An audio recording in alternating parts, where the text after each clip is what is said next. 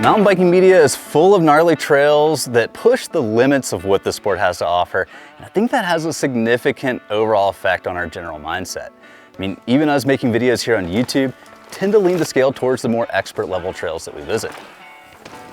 Now, don't get me wrong, those trails are technical, but they're also rewarding and can be a ton of fun. They're some of my all-time favorites. But have we gotten so wrapped up in the more sensationalized side of the sport that perhaps we've lost a little bit of sight of what's equally as important? Well, let's talk about it.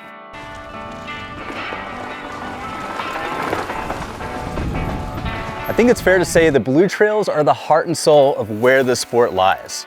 It's mountain biking's common ground, where beginners can challenge themselves on harder terrain, intermediate level riders can find more flow and comfort, and experts can fine-tune their skills in a more relaxed environment. No matter what trail system you visit, there's usually a handful of blue trails, and they're probably not only some of the most fun to ride, but oftentimes also the crowd favorites. They typically don't require mandatory features, and you can keep your wheels on the ground to maintain a speed that's within your current skill set. Now, blue jump trails usually consist of tabletops, which are designed to be completely rollable. Now, send it or roll it, these offer a ton of fun for a maximum range of riders.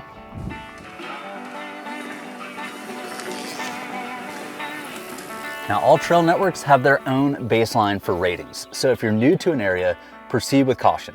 Even a green trail at a bike park can feel way more difficult than one at your local cross-country network. So take it easy your first run through and get familiar with the terrain.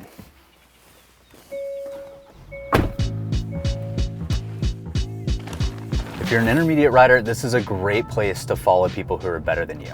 You can see how they ride the trail while being on terrain that's well within your comfort zone. And when you're not riding at the edge of your ability, a lot of times you can pay more attention to them, and you'll find that you naturally just start emulating what they're doing. Following someone with more creative line choices can help you progress in real time. It's happening right there, directly in front of you, opening up the ideas of what's possible. For experts, this is the perfect zone to sharpen your skills while cleaning up some bad habits you might be developing on harder terrain. It's also a great place to try more challenging moves in a less consequential environment.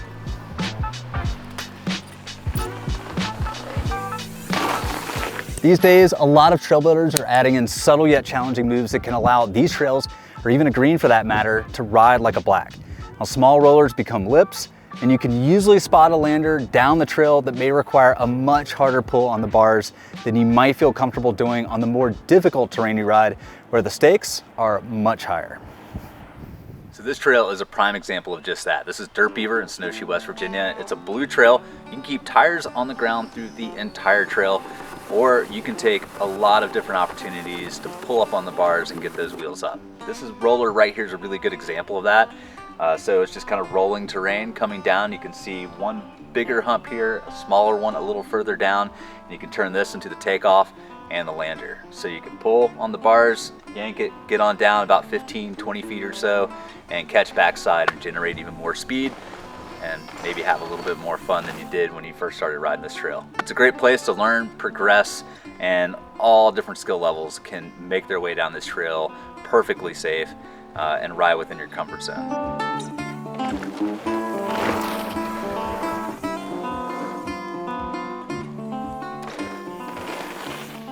Mountain biking is also about the time we get to spend out in the woods hanging out with friends, and there's usually varying levels of skill present in any group. Blue trails have something for just about anyone, whether it's a long trail ride out in the mountains or a fun party lap in the bike park. And we can share the experience, have a great time together, and even challenge ourselves in different ways. And one of my favorite things to do as a group is to stop in session features or tricky sections. Now, everyone can try different lines depending on their skill set, and watch the different ways we approach things. In fact, sessioning is one of the fastest ways to progress on a mountain bike. It's an incredibly powerful tool to learn and improve any skill, but to make sure you get the full benefit from it, there's a few key tips you need to know to get the most out of each session. And by watching this video next, you can combine your time on the blue trails with the most powerful tool on your journey to becoming a better rider.